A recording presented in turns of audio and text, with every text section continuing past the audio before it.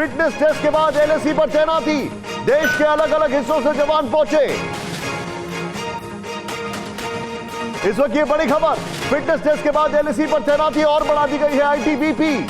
ये तस्वीरें हमारे सामने आ रही है। Sumit, over to you very quickly, ये क्या जानकारी है? निशांत, लगातार ये तैनाती क्यों की जा रही है? आपको याद होगा कि कश्मीर से पैरामिलिट्री मूव जो मिलिट्री थी, पैरामिलिट्री को कई रिजर्व फोर्सेस को वहां से निकाला गया और ना सिर्फ कश्मीर से बल्कि दूसरे इलाकों से भी उनको मूव किया जा रहा है। और मूवमेंट कहां की जा रही है? एलएसी के इलाकों में, क्योंकि लग रहा है कि ना सिर्फ चीन ईस्टर्न लद्दाख में, लद्दाख के इलाकों में, बल्कि एलएसी के दूसरे इलाकों में भी, जैसे ईस्टर्न सेक्टर में और सेंट्रल सेक्टर में भी कुछ करने की फिराक करेगा। तो इसीलिए ये मूवमेंट की जा रही है। और खास बात ये कि आईटीबीपी जो ईस्टर्न लद्दाख में भारतीय इंडियन आर्मी के साथ डिप्लॉयड है, उसकी भी मोबिलाइजेशन बहुत तेजी से की जा रही है। ये जो आप मुझे बता रहे हैं, मैं ग्राउंड पर एक बार चलना चाहूंगा। इसी फ्रेम पर अभिषेक मेरे साथ हैं, सीधे एलएसी से लाइव ग्राउंड जीरो से अभिषेक उपाध्याय। अभिषेक, बताया जा रहा है कि वहां पर डिप्लॉयमेंट जो है काफी तेजी से बढ़ रहा है, क्या क्या इंफॉर्मेशन है, बताइए जरा।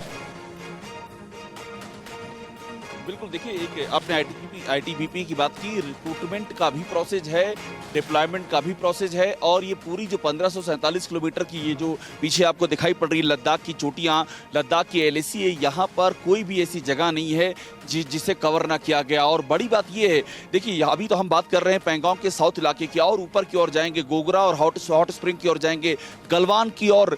इन तमाम जगहों पर उन लोकेशंस को जहां पर चाइनीज की चांसेस थे कि वो अंदर आ सकते हैं, उनको पहले से ही रीपोजिशनिंग कर दी गई है, पहले से उन जगहों पर डिप्लॉयमेंट बढ़ा दिया गया है। और ये डिप्लॉयमेंट सिर्फ ग्राउंड ट्रूप का ही नहीं है, पीछे जो आर्टिलरी है, टैंक है, वो सब भी पहुंचाए जा रहे हैं मोर्चे पर। साथ में एयर डोमिनेंस हम लगातार यहाँ पर देख रहे हैं, हमारे ट्रांसपोर्ट एयरक्राफ्ट जो है, हमारे जो लड़ाकू एयरक्राफ्ट हैं। अभिषेक, क्या मैं ये कह सकता हूं, क्या मैं अभी आपके हवाले से ये कह सकता हूं कि गलवान के बाद जो बिल्डअप हुआ है, अब वो बिल्डअप और ज्यादा बड़ा हो गया है? हम लोग पूरी तरीके से सुपर अलर्ट मोड में 24/7 हैं पूरे एलएसी पर, और एलएसी और एलओसी में जमीन आसमान का फर्क है। देखिए, हमने एलएसी में एक लाइन में कहूं निशांत की, चाइनीज को चोक कर दिया है, उनके सारे एंट्री पॉइंट चोक कर दिए हैं। आज जो चाइना परेशान है, आज जो बयानबाजी आ रही है, उसकी मेन वजह यही है, कहीं वो पैंगोंग के दक्षिण में नहीं हिल सकते हैं, जहां वो बहुत कोशिश कर रहे हैं। मुखपारी जहां पर हुआ है विवाद अभी हाल में, वहां से लेके नीचे हेलमेट टॉप तक हिल नहीं सकते हैं। नॉर्दर्न इलाका जो है पैंगोंग का फिंगर का इलाका है, वहां पर हम पूरी ताकत से जुटे हुए हैं।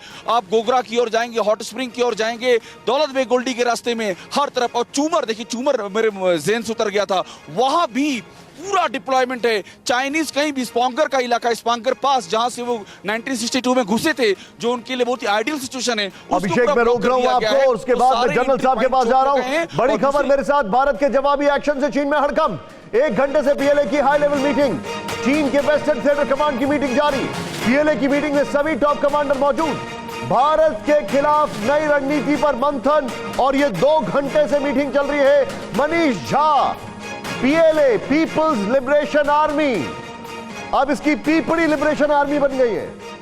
क्या इंफॉर्मेशन है, बताइए। चांद पे ब्लैक टॉप की कार्रवाई के बाद से लगातार चीन के राष्ट्रपति शी जिनपिंग नाराज थे, और उन्होंने पीएलए को यह इंस्ट्रक्शन दिया था कि उन्हें किसी भी हालत पर उस लोकेशन में बढ़त चाहिए थी। और उसी बढ़त की तलाश में पीएलए ने कल शाम में यह कार्रवाई करने की कोशिश की थी, लेकिन एक बार फिर पीएलए को मुंह की खानी पड़ी। उसके बाद से पीएलए के हेडक्वार्टर में और वेस्टर्न थिएटर कमांड में अभी हाई लेवल की मीटिंग चल रही है। और उस मीटिंग में मकसद यह है कि आखिरकार चीन के राष्ट्रपति को किस तरह से मुंह दिखाया जाएगा। अड़ी सोमवार से शुक्रवार शाम 6 बजे सिर्फ TV9 भारतवर्ष पर।